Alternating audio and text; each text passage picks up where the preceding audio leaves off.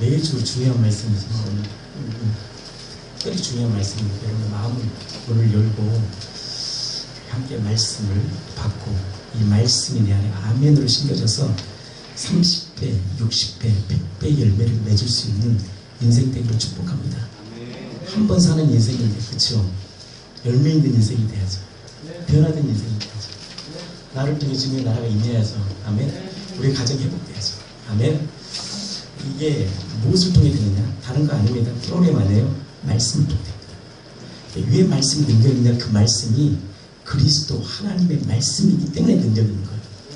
믿음은 반드시 들으면서 나요. 그 들음은 뭐냐? 그리스도의 말씀이다. 그 그리스도의 말씀 뭐냐? 어둠을 찢고 환란을 창조, 평강을 찢고 바로 그 빛을 창조하신 그 하나님의 말씀이기 때문에 능력이 있는 거예요. 그래서 그 말씀이 선포될 때 여러분들 아멘으로 받아들여 진짜 여러분들의 인생에 변화가 일어나고 부족함 없는 인생이 되기를 축복합니다.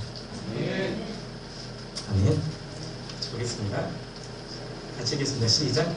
그때에 서기관과 바리새인 중 몇 사람이 말하되 선생님이여 우리에게 표적 보여주시기를 원하나이다. 예수께서 대답하여 이르시되 악하고 음란한 세대가 표적을 구하나 선지자 요나의 표적 밖에는 보일 표적이 없느니라. 40절 시작. 요나가 밤낮 사흘 동안 큰 물고기 뱃속에 있던 같이 인자가 밤낮 사흘 동안 땅 속에 있으리라.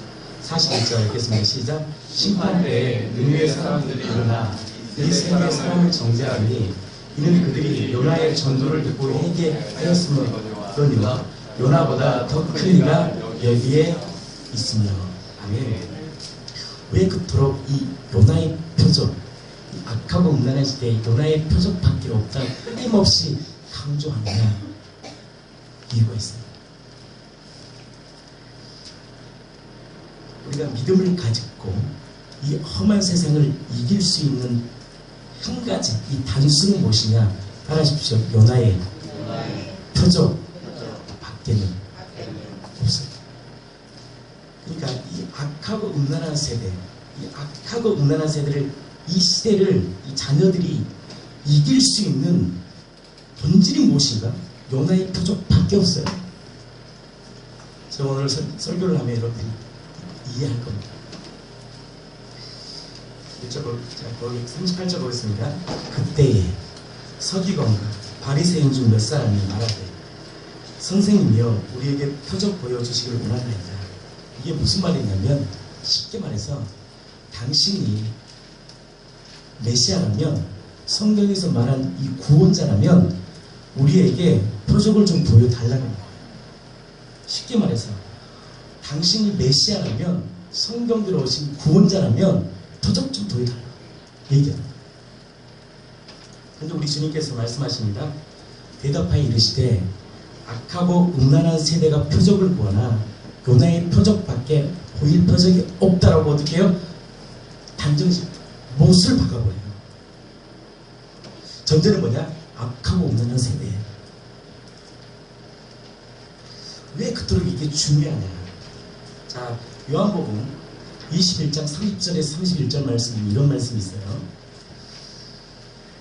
예수께서 제자들 앞에서 이 책에 기록되지 아니한 다른 표적들도 많이 행하셨으나, 그러면 무슨 말이에요? 예수를 주인으로 믿지 않아도 하나님은 그 궁일한 마음으로 사람들을 치유해주고 회복시켜줬다는 거예요. 근데 32절 오직 이것을 기록하면, 그러니까 만약 그런 것까지 기록한다면 이 성경책 이거 한 권도 안 되는 거죠. 기록하면 왜 이 성경을 기록했느냐? 명확하게 얘기합니다. 같이 읽겠습니다. 시작. 너희로 예수께서 하나님의 아들 그리스도이심을 믿게 하려 하며 또 너희로 믿고 그 이름을 힘입어 생명을 얻게 하려 합니다. 다른 말로 뭐냐? 요나의 표적 외에는 그분이 하나님의 아들이심을 일단 증거할 수 없고 믿을 수 없고, 이 믿지 않아서는 오늘 그 이름을 힘입어 생명을 얻게 하는 이 생명을 경험할 수 없다는 말이에요. 다른 말로 다른 말 이 요나의 표적 밖에는 이분이 하나님의 아들이심을 믿을 수 있는 유일한 표적은 요나의 표적이고, 이 요나의 표적을 믿을 때만이 뭘 얻는다? 진짜 아까 우리 현수 집사님이 고백했잖아요. 혼적인 터치가 아니라 영의 회복이 일어난다는 거예요. 믿으시면 아멘하시겠습니다. 아멘. 왜 그러냐?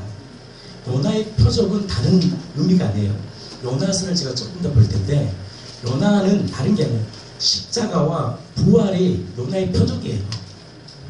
십자가와 부활이 요나의 표적인데, 예수님은 단수를 얘기합니다. 요나의 표적 밖에 이 어려운 시대를 살 수 있는 유일한 방법은, 생명을 얻을 수 있는 풍성함은 요나의 표적밖에 없어. 못을 박아버린다니까요.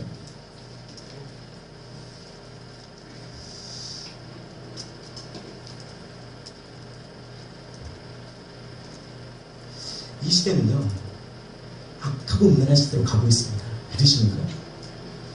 갈수록 선해야 되는데 시대는 갈수록 악해집니다. 세상 참 살기 좋아졌어요 지금. 근데 세상은 갈수록 악해집니다. 쉽게 이렇게 말하면 됩니다. 자식 키우기가 힘들어졌어요. 동의하십니까? 아니 복지도 좋아지고, 복지가 얼마나 좋아졌어요. 요즘은요, 집 없으면 애만 3명 나면 국가에서 돈 줘요. 살아갈 수 있도록. 우리나라는 복지 이 정도면 사실 많이 좋아진 겁니다. 예전에 비해. 인정하십니까? 어떤 걸 우리 대한민국이 살기 힘들어서 다른 나라 가면 무슨 진짜 우리나라 지금 살기 좋은 나라가 있어요. 복지는 더 좋아졌고 교육 환경 더 좋아졌습니다. 사실 요즘은 웬만하면 고등교육 대학원까지 다닐 수 있어요. 대학원만 들어가면 졸업해요. 다. 지식과 정보가 날로 풍성해진 시대입니다. 지식과 정보의 창, 네이버 하나면 다 볼 수 있는 시대가 있습니다. 다 얻을 수 있어요. 웬만하면. 근데 왜 과학 문명이 발전하는데 왜 사람들은 자꾸 하나님을 떠나는가? 이유가 있어요. 이게 중요합니다. 봐요. 과학 문명이 발전하고 있고 풍요로워지면 우리가 하나님 안에서 감사하고 기뻐해야 되는데, 왜 과학 문명이 발전한 나라이면 나라일수록 이 교회를 떠나는 거야? 이유가 있습니다. 이유가 있어요. 그건 데이터상으로 국가가 발전하고 문명이 발전하면 발전할수록, 철학이 발전할수록 그 나라는 희한하게 교회를, 예수님을 믿지 않습니다. 왜 그러냐? 이유가 있어요. 인간은 죄인입니까? 의인입니까? 죄인이죠. 그래서 우리는 하나님과 단절된 사람이에요. 단절됐어요. 그래서 우리 안에 죄가 있기 때문에 인간의 근본 뿌리 안에 뭐가 있느냐? 근본 뿌리 안에 하나님 위에 서고 싶은 악랄한 죄의 본성이 있어요. 그러니까 어떤 업적을 딱 이루면 이것이 하나님께로 와서 하나님께 영광을 돌려야 되는데, 죄를 가진 죄성이 있는 인간은 누구든 과학 문명이 발전하면 발전할수록 뭐가 있느냐? 우리 뿌리 안에 하나님 위에 서고 싶은 근본 죄성이 있다는 거예요. 인간에. 과학 문명이 발전하지 않을 때는 천둥 소리만 들어도 이건 신의 노염이라 해서 제사 지냈습니다. 근데 과학이 발전하면서 천둥 소리는 자연현상이야. 단정하고 안심해버려. 자연현상이죠. 그러나 우리가 우리 인생에 예측 불하는 엄청난 자연재해가 많습니다. 인간이 아무것도 할 수 없다는 사실을 인정하면서도 이것이 또 하나가 극복되면, 그러니까 교회를 다녀도 하나님이 축복을 주시면 감사하며 잘 다녀야 될 거 아니에요. 뭔가 잘 되면 그때 또 교회를 떠나는 거예요. 그래서요, 영이 명확한 복음을 통해 내가 확지되지 않으면 악하고 음란한 시대는 반드시 교회를 떠나게 돼 있어요. 그래서 우리가 1200만 성도에서 지금 2단 합쳐서 800만이고요. 2단 빼면 600만이에요. 갈수록 하락되는 게 뭐냐? 인간 안에는 뭐가 있냐? 여러분들 이 영적인 예배를 드려야 되느냐? 영이 내 안에 터치될 때만 뭘 극복하느냐? 나의 모든 것이 하나님께로 왔네? 고백해요. 혼을 터치하는 것은 절대 깊이 있는 영을 터치하는, 이렇게 영의 예배를 드렸다는 것은 뭐냐? 다른 게 아니야. 나의 도움이 하나님끼리 있네요. 이거 하나 고백하는 거예요. 그리고 영이 나를 만졌다는 것은 다른 게 아니에요. 바로 나를 지으신 이는 바로 하나님이시네. 이거 하나 고백하는 거예요, 사실. 혼은요, 자기 본질이 나기 때문에 끊임없이 갈구하고 강박해요. 그래서 악하다는 것은요, 다른 게 아닙니다. 하나님 없이도 내 마음대로 잘 살 수 있다고 생각하며 사는 거예요. 내가 주인 되어 사는 것이죠. 내가 주인 되었기 때문에 누구를 사랑해요? 나를 사랑하는 거예요. 나의 만족과 유익을 위해 사는 것입니다. 이것이 뭐냐? 음란입니다. 예수님조차도 어떻게 믿느냐? 나의 모든 문제를 해결하는 해결사 정도로만 아는 거예요. 왜 그러냐? 영이 회복되지 않고서는 인간 근본 뿌리는 다 나예요. 영적으로 이 죽으심과 부활하심이 왜 중요하냐? 이유가 있어요. 죽으심과 부활하심을 믿을 때만이 구원이에요. 성경 그렇게 명확하게 합니다. 근데 그게 안 되면 신앙의 모든 세계가 뭐냐? 예수를 만나도 다 근본이 나기 때문에 내가 흔들려 버리면 모든 것이 흔들리는 거예요. 이게 악하고 음란한 시대예요.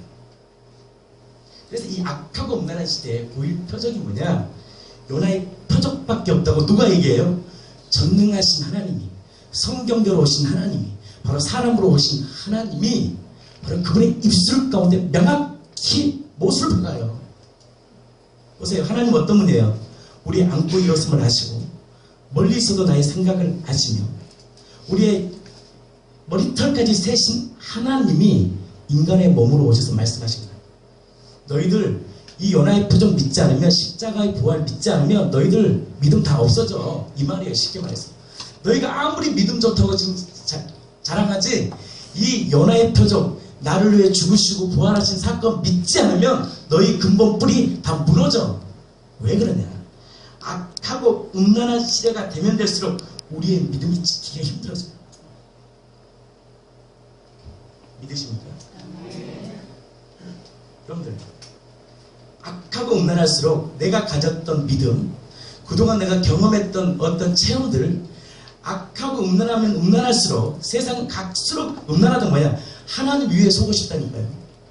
그러니까 여러분들, 얼마나 인간이 대단해요. 약물 하나를 딱 먹으면 나의 감정이 조절돼요. 이건 대단한 거예요. 여러분, 인간이 얼마나 대단한 건지 아세요? 우울함이 있을 때 약물 하나를 딱 먹으면 치료된다니까요. 그거 엄청난 사건이에요, 여러분. 인간이 이만큼 대단해요. 그럼 주님 믿겠어요, 안 믿겠어요? 시대가 갈수록 발전하는데요. 여러분, 그래서 내가 지금 가지고 있는 이 믿음의 체계로는 이 악하고 음란한 세대를 이길 수가 없어요. 이 말한 거예요.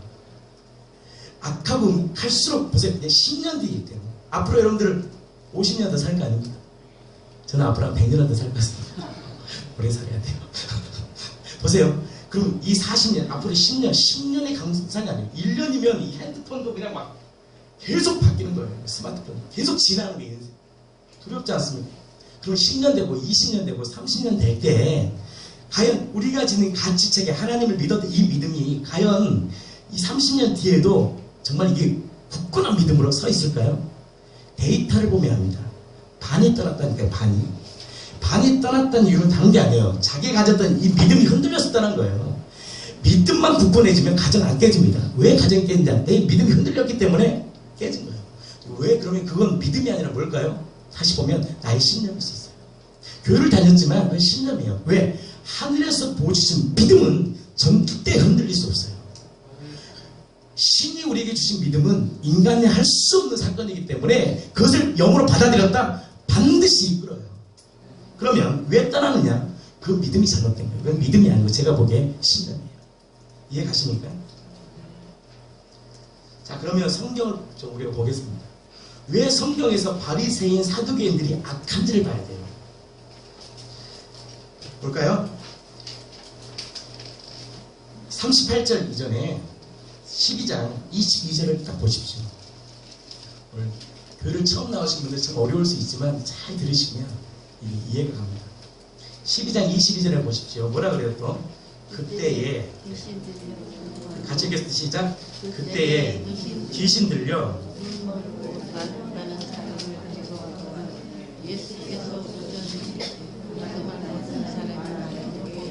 보게 된다. 자 보세요. 예수님은 이 땅에 오셔서 성경의 예언을 이루시고 성경의 예언을 예언하신 그분이 이루시고 다른 말로 성취하셨습니다. 그리고 예수님은 성경대로 움직이셨어요. 그러면 22절 말씀이 성경에 있을까요? 없을까요? 있죠. 왜? 예수님은 구약의 예언을 이루신 분이니까. 예수님은 모든 기적들을 제가 나중에 한번 기회 되면 기적들 다 성경에 있었던 거 이루신 거예요. 그 기적들을 하나님은 말씀하시고 예언자를 통해 반드시 이루셔야 돼요. 그래서 예수님은 어떻게 했느냐? 성경의 모든 예언들을 이루신 분이에요. 그러면 오늘 이 본문의 말씀은 성경에 있을까요? 없을까요? 있습니다. 이사야서는 예수님이 오기 전에 700년의 사람인데 이사야가 예언을 합니다. 이사야 35장. 그걸 한번 펼쳐볼까요? 제가 오늘 만약에 설교가 길면 2부까지 해서 말씀을 좀 나누겠습니다. 오늘 말씀은 굉장히 중요한 말이기 때문에 만약에 길어지면 2부 순서까지 이어서 하겠습니다. 35장, 이사야 35장입니다. 여러분들 성경을 볼 때, 사건을 볼 때, 일어난 데 보면 안 돼요. 그럼 반드시 이 사건은 구약에 반드시 있어요. 그래도 있죠. 하나님은 명확한 걸 우리에게 줍니다. 자, 예를 들어서 제가 한번 이런 얘기를 하잖아요. 사랑하는 사람이 있어요. 사랑하는 사람이. 정말 오랫동안 5년 동안 사귀었던 사람이 있어요. 정말 사랑해. 근데 얼굴 한 번도 못 봤어요. 근데 5년 만에 강남에서 만나야 돼. 강남에서 만나야 되는데 강남이 복잡해 안 복잡해? 전철역 3번 출구에서 만나자 이렇게 했어요. 그러면 그냥 만나면 어렵겠죠. 근데 이 남자가 그래. 이 친구야. 너가 나를 볼 때 내 머리는 빨간색으로 염색이 있을 거야. 그리고 안경은 뿔테 안경을 쓸 거야. 또 내 옷은 너를 잘 알기 위해서 삐에로 복장을 입을 거야. 그리고 신발은 오른쪽은 빨간색, 왼쪽은 파란색을 반드시 신을 거야. 그러면 강남역에서 봤어요. 쉬울까요? 안 쉬울까요? 하나님 우리가 양 같기 때문에 이 성경에 출애굽 이스라엘 민족을 택해서 왜 택했느냐?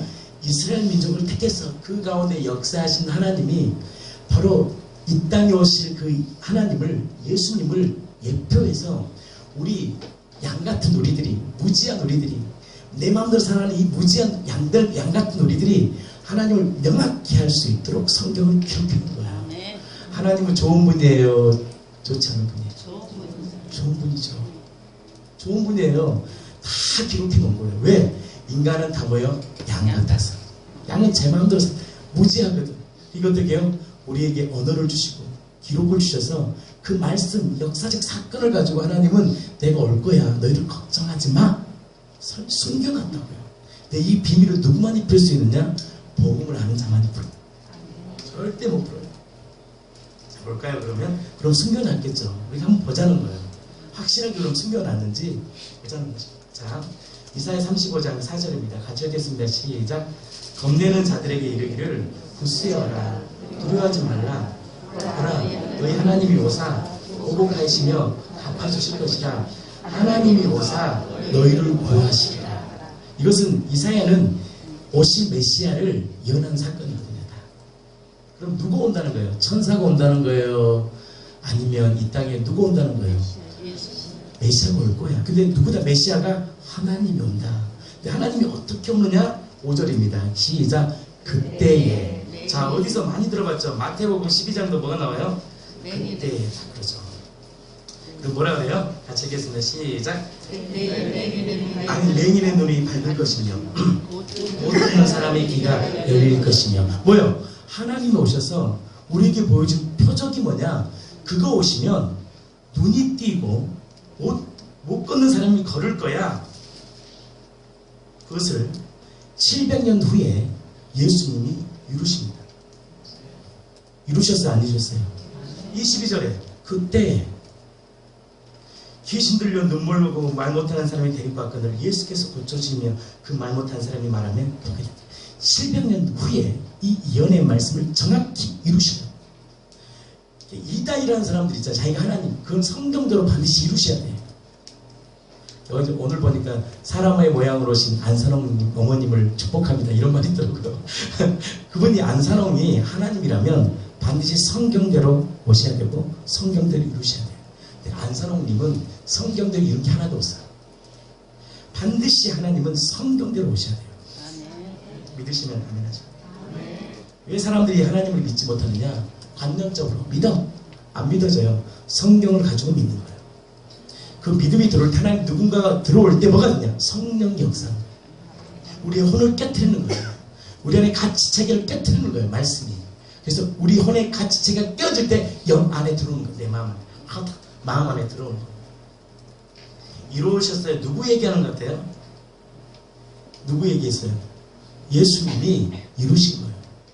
놀라운 사실은 요한복음 9장 32절에 이렇게 얘기합니다. 창세 이후로 맹인으로 난 자의 눈을 뜨게 하였담을 듣지 못했다. 그러면 그 당시 눈먼 자가 눈을 뜨면 이것은 가능한 일이었을까요? 가능하지 않은 일이었을까요? 창세 이후에 맹인이 눈을 뜬 역사가 없었던 거예요. 근데 예수님이 이 땅에 오셔서 어떻게요? 여러분들 이걸 영적으로 해석할 필요 없습니다. 실제로 눈을 뜨게 하셨다니까요. 영적으로는 또 우리의 마음의 눈을 뜨게 했다고 말하지만 오늘 본문의 말씀은 영을 뜨게 했어요. 눈을 진짜 뜨게 해버린 거예요.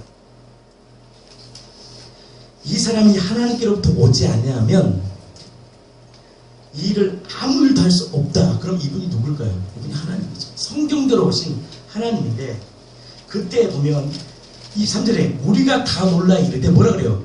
이 사람이 다윗의 자손이 아니냐라고 얘기해요. 다윗의 자손이라는 것은 뭐냐? 그리스도, 메시아 같은 말입니다. 이분이 우리가 그토록 찾은 구원자 아니야? 이 말이에요. 쉽게 말해서. 근데 희한하게 악한 세대는 이 악한 마음을 품은 사람은 바리새인들 서기관은 그 표적을 보고도 믿지 못해요. 이 시대가 어떤 시대냐? 이 악하고 음란한 시대예요. 왜 그러냐? 제가 전에도 얘기했지만 성경에서 가장 큰 기적이 홍해의 기적이잖아요. 근데 홍해의 기적을 인간이 비슷하게 잃어버립니다. 홍해의 기적 때는 음악도 안 나오는데 요즘은 바다 속으로 터널을 만들어버려 인간이. 그리고 거기다 아스팔트를 깔아버리고 분위기도 조명 만들고 음악까지 만들어가지고 사람들이 감탄합니다. 비슷하게. 계양수술 통해서 눈 이제는 떠버려요. 여러분 이걸 아셔야 됩니다. 인간이 1% 하나만 했어도 이건 가능성이에요. 과학 문명이 발전하면 발전할수록 하나님을 떠나는 이유가 있습니다. 인권, 예수님이 누구를 사랑했어요? 가늠한 여자를 사랑했죠. 그 모습에 사람들이 감탄하죠. 근데 이 시대는 가늠한 여자만 사랑하는 게 아니라 인권이라는 이유로 동성연애 하는 사람들도 인권으로 다 표현해 준 시대예요. 가짜지만 정치적인 거지만 이만큼 악하고 음란한 세대에 성경을 보면 하나님의 기적들을 볼 때 사람들이 하나님을 믿겠냐는 거예요. 믿을까 안 믿을까요? 전제는 뭐냐? 악하고 음란한 시대가 가고. 그럴 때 뭐가 일어나느냐? 우리 안에 가치체계가 흔들린 거예요. 다른 종교도 하네? 어떤 분이 그러더라고요. 저에게 자기는 방언을 하면 평안함이 임한대. 근데 제가 우연히 유튜브를 보는데 다른 종교도 방언이 있고요. 왜 방언을 하냐 그러니까 다른 종교 얘기합니다. 방언을 하면 평안함이 있어서 한대요. 여러분들 정확히 알아야 돼요. 방언을 해서 평안함이 아니라 예수님을 나의 주인으로 볼 때 평안함이 있어요. 성경 어느 곳에도 방언 때문에 평안함이 있다고 그는 표적이요. 은사일 수 있죠. 표적이죠. 성경은 명확하게 그래서 뭐냐? 다른 종교와 우리는 달라야 돼요. 근데 다 비슷해지는 거야. 다른 종교를 할 수는 있어요. 평안은 방언을 해서 되는 것도 아니고 어떤 종교적 행위를 위해서가 아니에요. 바로 평안을 창조하신 그분을 나의 주인으로 모실 때만이 평안입니다. 아멘. 왜 부활하심이 중요하냐? 우리 한번 찾아보겠습니다. 고린도전서 15장 13절입니다. 요나의 표적이라는 것은 뭐냐? 십자가의 부활이니까. 왜 부활함이 심이 중요하냐 보겠습니다. 고린도전서 15장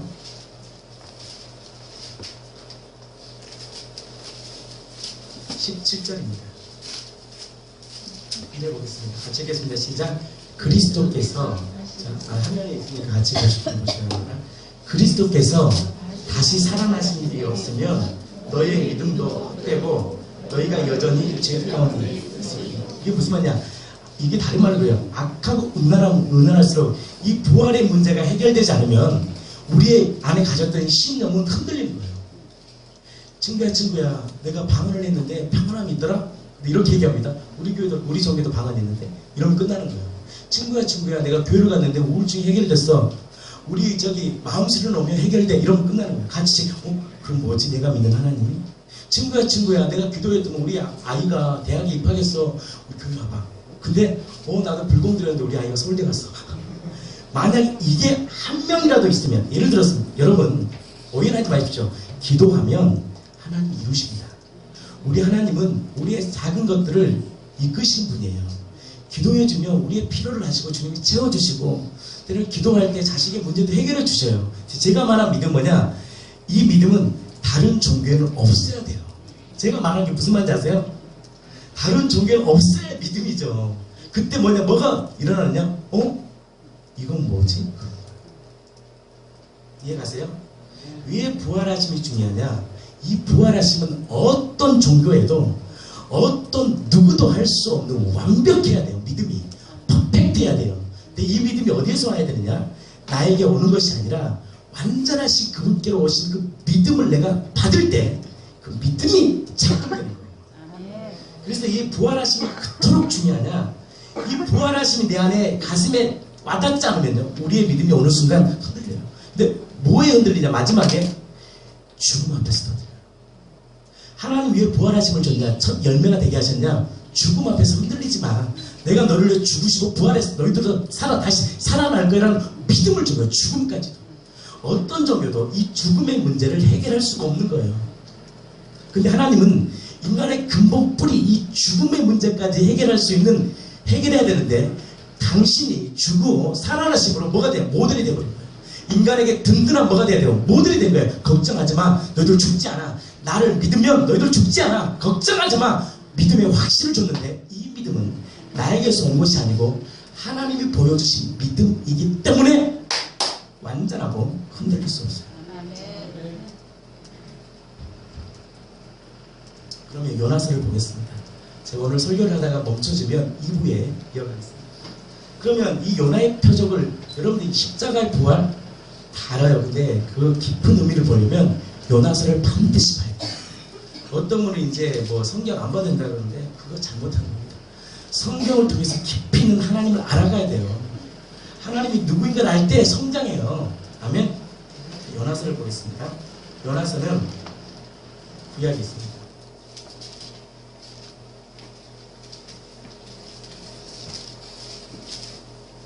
요나서는 1287페이지입니다. 오바댜 요나인데요. 자, 요나서를 봐야지 왜 이게 하나님의 요나의 표적이 무엇인지를 명확히 알 수 있습니다. 자, 보겠습니다. 자, 요나서를 딱 펴놓으시면 됩니다. 여호와의 말씀이 누구에게 임했느냐? 아미떼의 아들 요나에게 임했어요. 근데 뭐라고 임했느냐? 너는 일어나 저 큰 성읍 니느웨로 가서 그것을 향하여 외쳐라. 그 악독이 내 앞에 상돌되었음이라 하십니다. 근데 요나가 얼굴을 피합니다. 요나서를 볼 때 많은 사람들이 두 가지 관점으로 많이 봅니다. 첫 번째, 성교적 관점으로 봐요. 이게 무슨 말이냐? 요나가 하나님 말씀에 순종하지 않았기 때문에 요나가 그 풍랑 같은 인생을 살았다. 여러분들 선교해야 된다. 선교하지 않으면 하나님이 징벌한다, 혼낸다. 이런 관점으로 선교사들은 풀죠. 그래야지 맞으니까. 물론 적용을 할 수 있겠지. 그러나 못 배우는 게 절대 아닙니다. 그리고 간절히 힘들어졌다고 목회자 길로 갑니다. 여러분, 그것도 사실은 맞는 말 아닙니다. 제가 지켜봤어요. 제가 신대원을 다녀볼 때 간증들을 많이 하거든요. 왜 왔어요? 재산 날리고 이제는 하나님이 코너에 몰려서 목회자 가라고 했어. 아니, 그러면 열심히 해야 될 거 아니에요. 해도 방황하고 있더라고요. 그게 아니라 왜 가정이 힘들어지고 내 삶이 힘들었느냐, 다른 거 아니에요. 예수님을 나의 주인으로 믿지 않아서 그런 거예요. 하나님은 내가 목회자 되는 가지가 없습니다. 내가 주님의 증인으로 살면 되죠. 그러다 보면 복음으로 증인으로 살다 보면 전하다 보면 사람들이 모이고, 그러다 보면 신학 공부해야 되겠다 하고, 당신은 우리 교회 목회자입니다. 그래서 목회원이 되는 거예요. 사실은 원래 목회자의 목회는 성도들이 인정할 때 목사로 인정합니다. 근데 우리의 신학교 체계는 잘못된 거예요. 사실 신학교에서 교육받고 7년 교육받고 목사로 받습니다. 시험 보고. 여기서 우리 형수 집사님이 오늘 신학교 들어가는 순간 3년 뒤에 목사한테 받을 수 있어요. 어려운 게 아니에요. 그게 중요한 게 아니에요. 근데 자꾸 그런 관점으로 풀려요. 하나님은 그런 게 관심이 없는 분이에요. 주인이 되고 복음을 정확히 알면 복음대로 살다 보면 그 성향이, 목회자의 성향이 있는 사람은 사람들이 몰려와. 그러다 보면 어떻게 해요? 할 수 없이 목회를 할 수밖에 없는 거예요. 그분들이 목회자로. 그리고 어디로 가요? 신학교를 가는 거예요. 인정을 받아야 됩니다.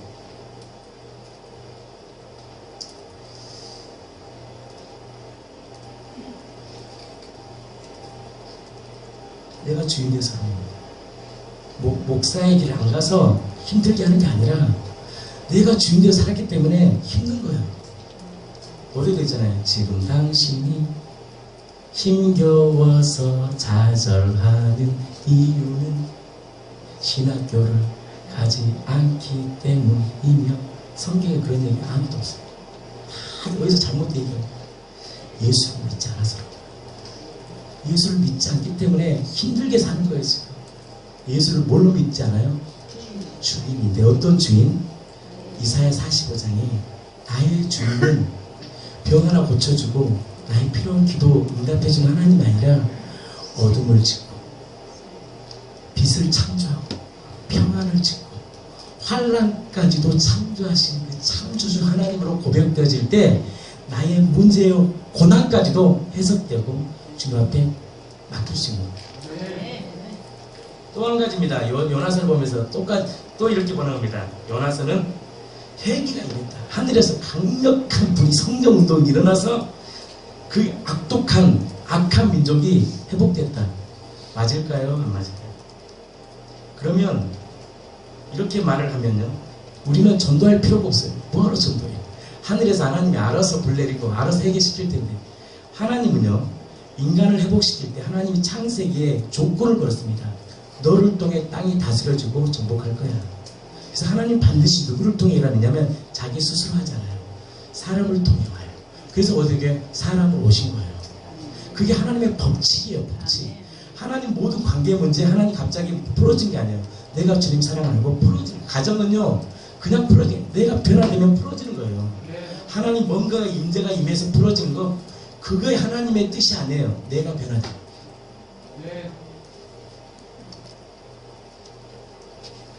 그래서 요나의 열정 어린 복음 메시지를 통해 니네성이 회개했을 것이다. 근데 성경을 한번 볼까요? 한번 봅시다. 5까지 하면 천천히 해야 될 것 같습니다. 자, 3절 한번 보겠습니다. 여호와의 말씀이 요나서 3장 안에 있습니다. 3장 3절이 뭐냐? 니네는 사흘 동안 걸을 만큼 하나님 앞에 큰 성읍이었어요. 근데 요나가 그 성읍에 들어가서 며칠 3일 길을 가야 될 동안 하루 동안 다니면서 외쳐 이르되 40일이 지나면 니느웨가 무너진다. 그러면 이것이 열정 어린 메시지였을까요? 아니면 대충한 메시지일까요? 대충한 메시지죠. 그러니까 근데 놀랍게도 그들이 변화가 일어나는 거예요. 근데 요나가 4절 1절에 보면 매우 싫어요. 열받아요. 굉장히 싫어합니다. 그러면 이것도 잘못된 거죠. 그 설교도 잘못된 거죠. 여러분들 사람이 변화되려면 제가 열정으로 해야 변화되니까 대충 믿으세요. 대충 살다가 이러면 변화돼요. 근데 요나서는요 열정이 없었어요. 너희들 40일 때 회개 안 하면 열받아. 이 한마디 하고 끝내버린 거예요. 하루끼리. 강력한 불이 일어나서 된 게 아니에요. 그러면 이것도 안 맞죠. 그럼 뭘까요? 성경에 보면 왜 부활이 사람을 변화시키냐, 중요한 내용입니다. 이 부활이 변화시키냐. 자, 보겠습니다. 요나서 1장입니다. 다시 보겠습니다.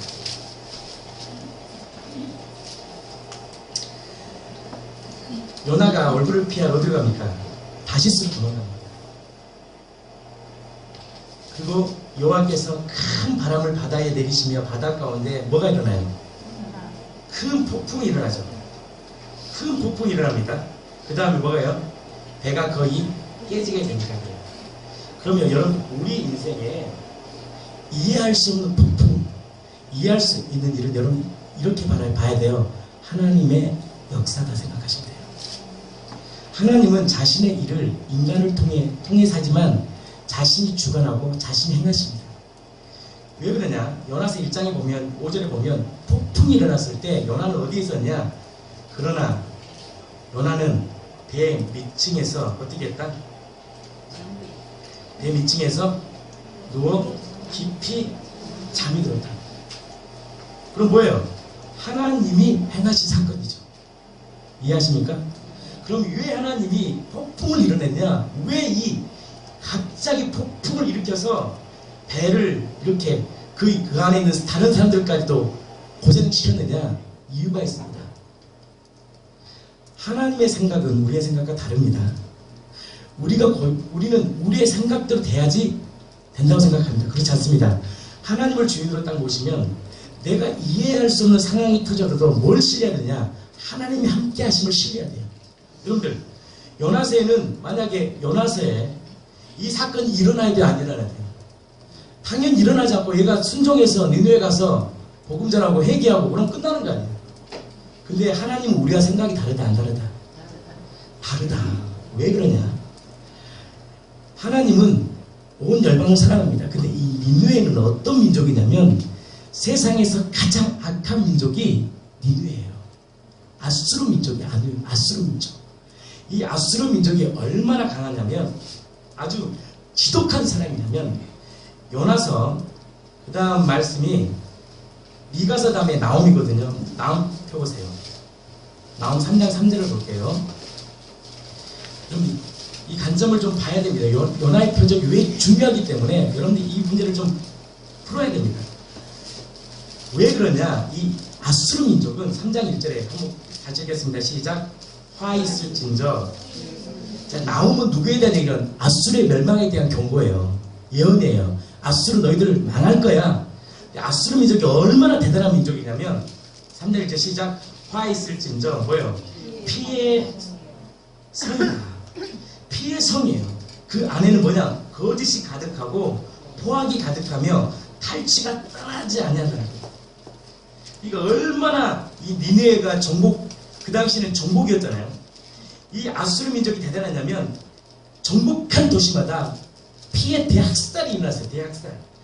얼마나 탈취가 떠나지 않냐면 아수르인들의 무자비함과 잔인함은 만행은 극히 어떤 나라에도 할 수 없는 어마어마한 만행을 저질렀는데 수많은 희생자들의 목을 잘라가지고 말뚝에 박아 세워 불을 태워버렸어요. 어떤 민족도요? 바벨론도 그렇게까지 안 했거든요. 이 아수르 민족이 어떻게 해요? 피정복자의 목을 딱 잘라버리고 목을 잘라가지고 어떻게 해요? 말뚝에 박아 세워 불을 태워버렸어요. 그 다음에 3절에 보면 주봄의 큰 무더기라는 게 있습니다. 아수르 왕 살만에서 3세는 어떻게 했느냐? 저기의 성 바로 앞에 잘라낸 사람들의 머리로 피라미드를 세워 자랑했어요. 또 다른 아수르 왕들도 파괴한 도시 성문 옆에 시체를 장작처럼 쌓였어요. 잔인한 나라입니까? 잔인하지 않은 나라입니까? 또 음란해요. 그리고 마술이 강하고. 그러니까 이 아수르 민족은 음란하고 악한 민족이에요. 음란하고 악함이 어느 정도였냐면 3장 7절에 니느웨가 항폐하였도다. 누가 그것을 위하여 예곡하며 그래요. 어느 누구도 위로하지 않아요. 니느웨가 망할 때는 어느 민족도 거기에 대해서 애통함이 없어요. 왜? 어마어마한 악한 민족이니까. 자, 그러면 요나가 니네를 가라 했을 때 다시로 간 마음을 이해하겠어요? 아수르하고 이스라엘 민족은 어떤 민족이냐면 적가의 전쟁이에요. 예를 들어 여러분 보십시오. 내 사랑하는 딸을 목을 잘라가지고 내 아버지의 목을 잘라서 피라미드를 쌓은데 그 민족을 사랑할 민족이 있겠어요? 교회에서도 조그만 말 상처하면 교회 안 나가겠다고 상처받았다 그러는데 이거는요 왼수예요. 왼수. 아수르 민족하고 이스라엘 민족은 어떤 관계다? 원수다. 원수. 성경이 이렇게 얘기합니다. 원수는 인간이 사랑할 수 없다는 말인 거예요. 이 요나서를 통해 말씀하고 싶었던 거예요. 원수는 너희들을 사랑하지 못해. 이게 요나서의 첫 번째 메시지입니다. 원수는 절대 인간이 사랑할 수 없어. 상상해 보십시오. 내 사랑하는 여자를 창녀로 그냥 끌고 가서 창녀로 만들어 버리는데 어떤 부모가 어떤 사람이 그 민족을 사랑할 거예요. 여러분들 그냥 쉽게 보면 안 된다. 선교 안 하면 벌 받는다. 그 정도가 아니고 어느 정도면 괜찮은데 이 아수르 민족은 어떤 민족이에요? 그냥 피해 대학살에 있는 거예요. 근데 그 민족을 사랑하고 복음을 당연히 망해야 될 땅이에요. 우리가 북한으로 기도할 때 뭐합니까? 저 정권 좀 망하게 해달라고. 언제 망하는지 아세요? 하나님의 때에 망합니다. 하나님의 때에. 북한으로 이렇게 보는데 세상에 전쟁 가운데 자기 아내의 목을 잘라, 자기 아버지의 목을 잘라서 피라미드를 쌓는 그 민족을 여러분 사랑할 수 있을까요? 없을까요? 요나의 이 액션은요 당연한 겁니다. 왜? 인간을 결단코 원수를 사랑할 수 없다는 거예요. 그럼 원수를 사랑할 수 있는 분은 딱 한 분이에요. 누굴까요? 바로 아버지만이 사랑해요. 그래서 마태마가 누가복음 족보에 보면 아담 위에 뭐라 그래요? 하나님이라 그래요. 그럼 우리의 족보의 아버지는 누구예요? 하나님이에요. 우리를 창조하신 그분만이 우리가 보기에는 지질하게 싫고 내 남편이 왼수 갖고 그럴지라도 누구를 사랑해요? 하나님을 사랑해요. 왜 그럴까? 나의 아버지니까. 내 자녀니까. 죄송합니다. 내 자녀니까. 그런데 그러면 두 번째입니다. 왜 폭풍을 일으켰느냐? 이유가 있습니다. 이렇게 잔인한 아수르 민족이 여러분 그 당시 잘 나갈 때 교회 다닙니까? 다 망하면 교회 옵니까? 잘 나갈 때는 바빠가지고 교회 올 시간이 없어요. 장가 가야 되고 소독 팔아야 되고 논바가 할 일이 너무 많기 때문에 교회를 못해. 언제 교회 온지 아세요? 우리가 언제 무너졌냐? 야, 내 힘으로 안 되네. 그때 주님 찾는 거예요. 근데 아수르 민족 그 당시 어떤 민족이었느냐? 굉장히 잘 나간 민족이었어요. 정복하면 거기에 있는 모든 금은발을 다 취하니까 노예들을 다 취하니까 얼마나 잘 나가겠어요. 그러면 요나가 가서 당신들 망해요 그러면 그거 가지고 사람들이 회개할 사람이 있겠어요 없겠어요? 요나 죽어요. 이 배은망덕한 놈. 내가 얼마나 이렇게 잘 나가는데. 복음 전할 때 마찬가지입니다. 여러분 어떤 자가 복음을 받아들여요? 마음이 가난한 자만이 복음을 받아들여요. 이건 성경 공식입니다. 마음이 부하다, 나는 행복해 한 사람 절대 복음 못 받아들여요. 어떤 자가 마음이 가난해. 내가 허한 사람, 내가 살아도 맛있는 걸 먹고 남편이 그렇게 사랑을 해줬는데 허한 사람, 뭔가 채워지지 않는 사람이 정상이에요. 여러분들 채워지지 않는 게 정상입니다. 인간은요 절대 채워질 수 없어요. 왜? 영적으로 누구와 결별됐으니까 하나님과 결별됐기 때문에 뭔가 채워지지 않아요. 근데 뭘로 채워지냐? 그분으로 채워질 때 우린 자유해요.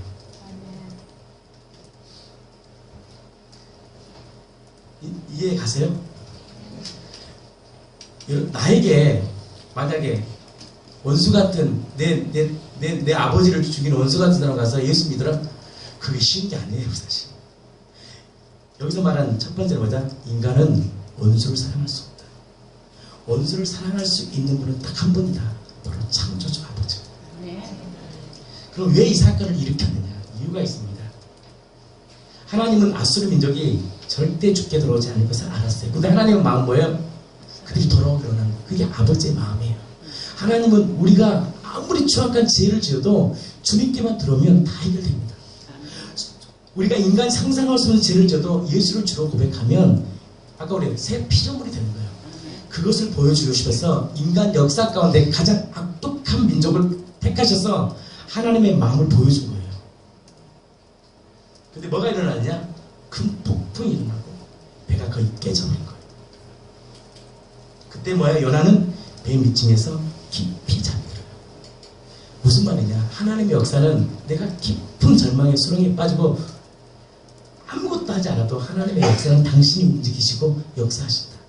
자녀의 문제, 남편의 문제, 가정의 문제, 우리의 삶의 문제 내가 하는 게 아니에요. 하나님이 하셔요. 근데 어떻게 하냐? 하나님의 방법으로 역사해요. 근데 그 하나님의 방법은 인간이 보기에 이해할 수 없는 사건이에요. 근데 그것이 하나님의 방법이면 반드시 그 일은 이루십니다. 배가 거의 큰 폭풍 가운데 배가 깨져버립니다. 그리고 어떻게 사공들이 두려워해서 자기의 물건들을 다 내어버리고. 여러분들 가장 인생에 가장 귀한 게 뭔지 아세요? 생명입니다. 물질 같아도 물질 아니에요? 생명이에요. 생명의 위협을 가지니까 배에 가지고 있던 이 보물들을 다 버려버린 거예요.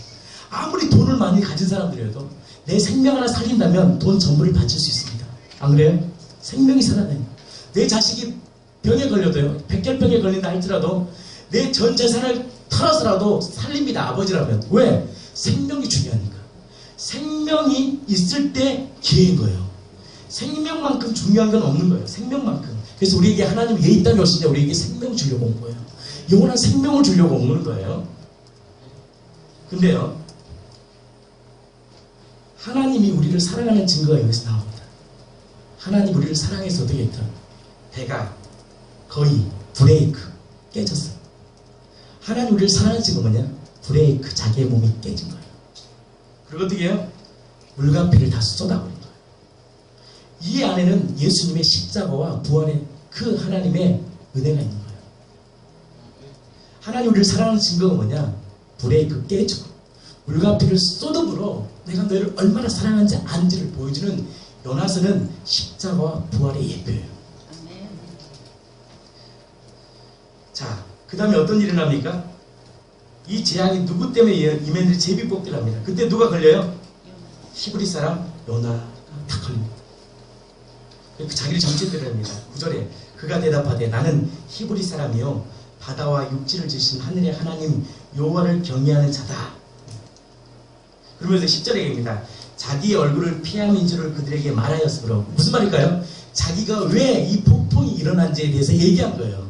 다시 말해 뭐냐? 나는 니느웨에 가서 제 악함을 하나님 말씀하신 이 심판할 거라는 이 말씀을 해야 되는데 내가 그걸 피하여 다시 갔어. 이 말이 이 마음, 이 말씀 안에 감축되는 거예요. 근데 어떻게 바다가 점점 휘는지라. 근데 어떻게 해요? 요나가 자기의 몸을 던지는 순간 어떤 역사가 있나요? 바다가 잔잔해진 거죠. 여러분들 이 사건은 그 당시 토픽일까요? 해외 토픽일까요? 아니면 그냥 사건일까요? 인생에서 이건 엄청난 사건입니다. 그리고 모든 문제는 끝납니다. 다 끝났어요. 그때부터 역사가 일어납니다. 전도가 일어납니다. 뭔 일 역사가 일어났겠어요? 사람이 실제로 본 사람은요, 실제처럼 얘기해요. 이렇게 얘기해요. 세상이 세상이에요. 다시스로 가면 상인들이 뭐라 그랬겠어요? 한 300명 이상 탔을 거예요. 큰 배니까. 세상이 세상이에요. 내가 살면서 이런 나 폭풍은 처음 봤어.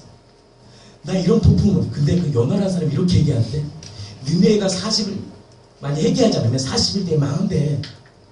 근데 뭐라 그럴까요? 그걸 믿을 사람이 어디냐? 그때 뭘 돼야 될 거냐? 증거를 딱 댑니다. 그 증거 뭐예요? 두 가지입니다.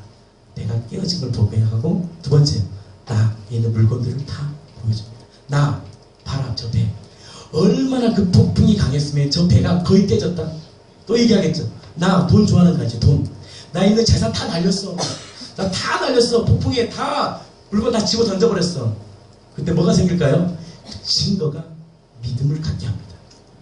하나님은 이 아수르 민족을 회복하기 위해서 뭘 했냐? 증거를 보여준 거예요. 어떤 증거? 바로 그분이 누구인가를 딱 보여준 거예요. 그럼 이 말이 들렸을까요? 안 들렸을까요? 들렸어요. 근데 만약에 요나가 배로 바다로 들어갔다가 끝나면 이게 끝난 일이에요. 근데 어떻게 해요? 3일 만에 요나가 살아나버려요. 그리고 어떻게 해요? 요나가 좋은 옷도 입지 않았습니다. 물고기 뱃속에서는 얼마나 좋은 옷을 입었을까요? 근데 어떻게 해요? 터벅 가서 니느웨 사람들에게 외칩니다. 너희들 회개하지 않으면 40일 때 심판이 임할 거야. 근데 사람들이 역사 이래 왕부터 짐승까지 금식하며 회개한 민족은 이 아수르 민족밖에 없어요. 왜 그랬을까요? 이유가 있습니다. 요나 그 자체가 표적이 되어버린 거예요. 요나 자체가 표적이 되어버린 거예요. 요나 자체가 어떻게 해요? 죽음을 뚫고 다시 살아나 버리니까 그들에게 요나가 뭐냐? 신이에요. 신이 와버리니까 신이. 그 모습에 사람들이요 굴복해버린 거예요. 근데 뭐라 그래요? 마태복음 12장에 요나보다 더 큰 이가 여기 있다. 우리는 엘리야의 불을 더 보게 현상을 봅니다. 현상보다 더 큰 것은 뭐냐? 엘리야의 불을 일으키신 하나님이 전능자가 이 땅에 오신 거예요. 오셔서 우리를 위해 성경대로 죽으시고 이 부활하신 이 부활의 표적이 사람을 변화시키는 능력이라는 거예요. 아멘. 믿으시면 아멘 하시 바랍니다. 네. 그래서요 복음은 이 부활 위에 세워진 거예요.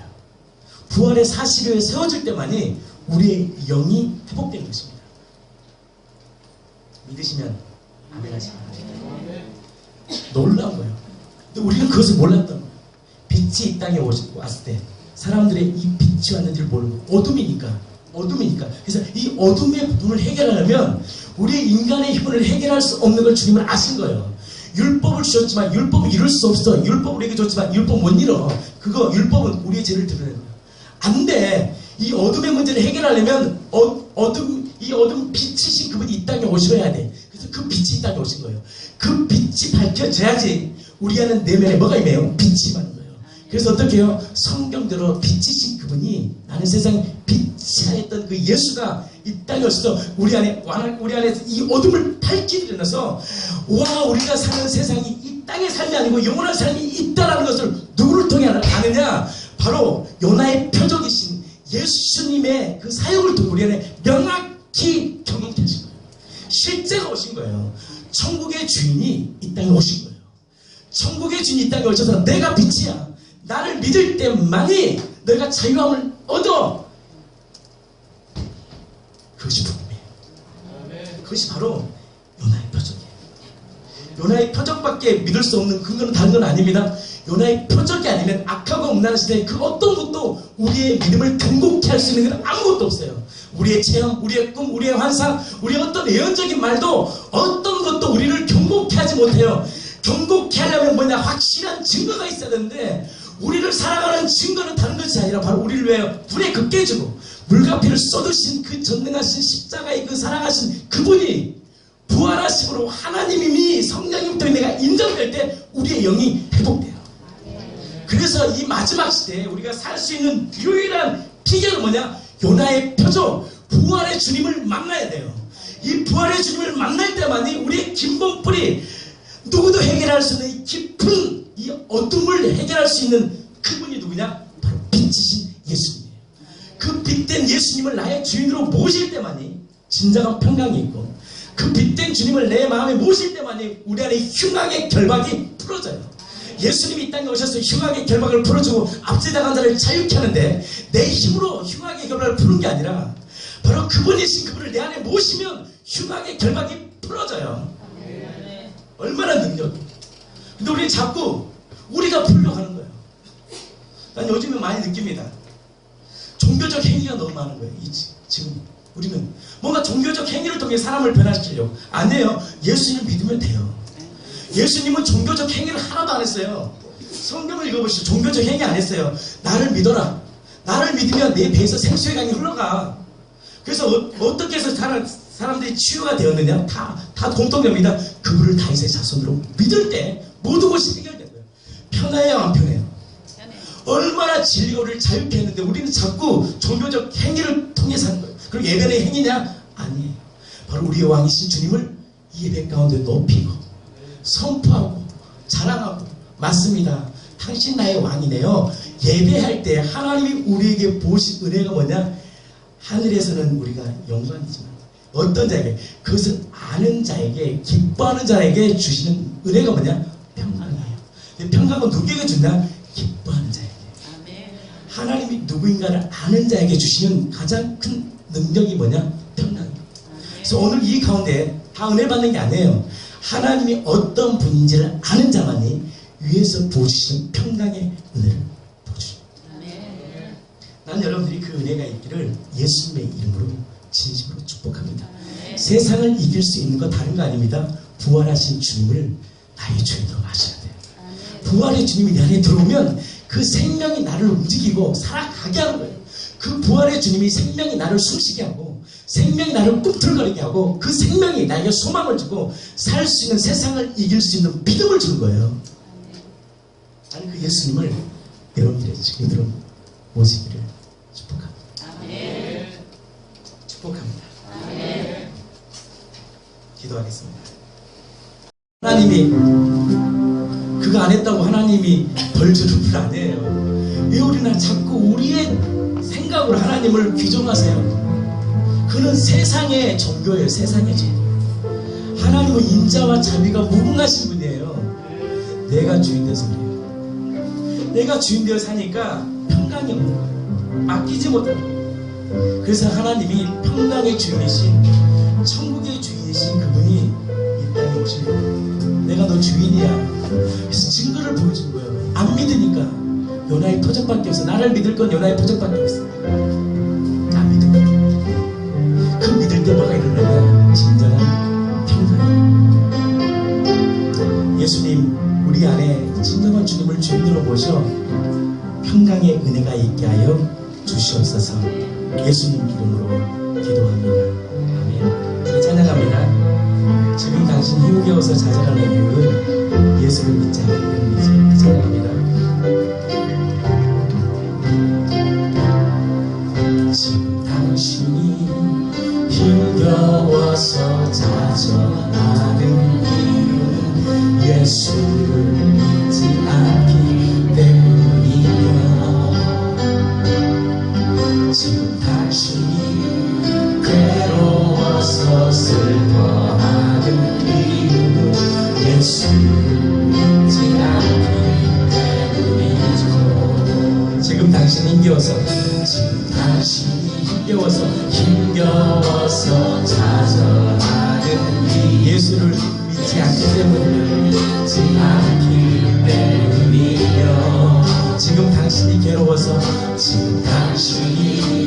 괴로워서 슬퍼하는 이유도 예수를 믿지 않기 때문이죠. 죄와 사망 속에 방황하는 수많은 영혼 예수께서 구원하시려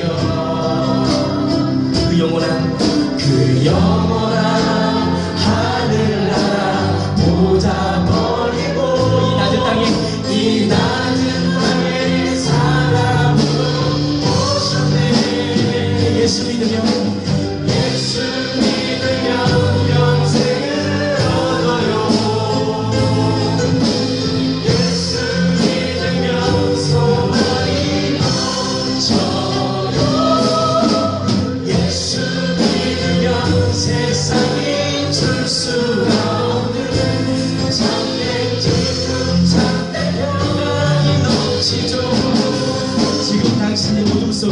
지금 당신이 어둠 속을 헤매이는 이 예수를 믿지 않기 때문이요. 지금 당신이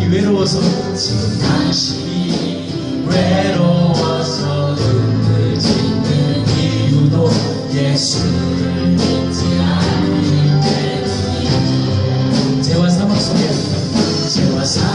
속에 방황하는 수많은 영혼 예수께서 구원하시려 그 영원한 하늘나라 보좌 버리고 이 낮은 땅에 사람으로 오셨네. 예수 믿으면 영생을 얻어요. 예수 믿으면 소망이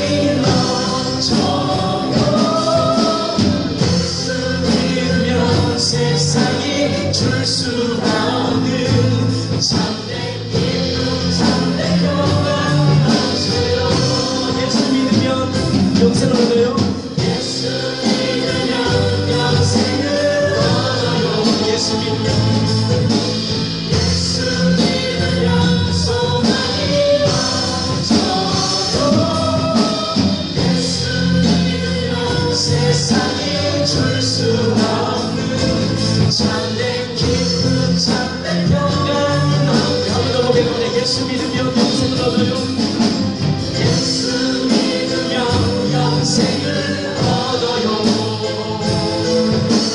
예수 믿으면 소망이 넘쳐요.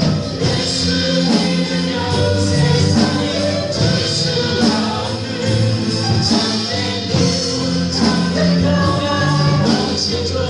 참된 기쁨, 참된 기쁨, 참된 평안 넘치죠. 가슴에 한번 손을 얹겠습니다. 여러분, 세상에 소망이 없어요. 할수록 잘 살고 있는데 할수록 내 마음은 빼져. 자녀 키우기 힘들다. 왜죠? 주님을 떠나는 그 인생은 할수록 내 마음이 빼져. 그래서 예수님이 2000년 전에 우리를 위하여 죽으시고 부활하심으로 내가 너의 주님이야 확실한 증거를 준 거예요. 저를 좀 따라해주세요. 예수님 내 삶의 주인 되어주세요. 죽으시고 부활하심으로 우리에게 확실한 증거를 주셔서 감사합니다.